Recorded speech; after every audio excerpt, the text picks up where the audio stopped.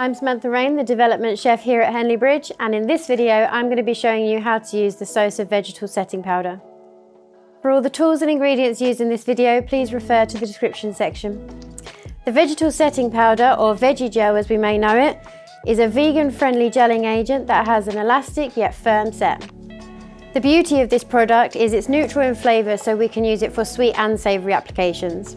As with many of the gelling agents, we always add our powder to a cold or room temperature liquid and bring it up to the boil to activate. Now we're ready to bring up our mixture to the boil. To enable us to be able to make the jelly caviar effect, we're going to be using a bowl of oil and some syringes.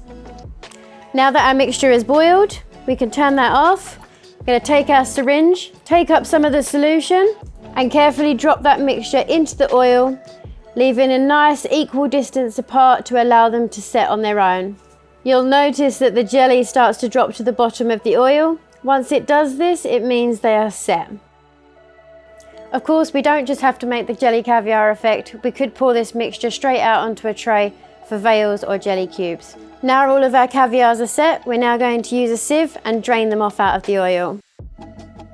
Give them a wash under some cold water to remove any of the excess oils, and then they're ready to serve.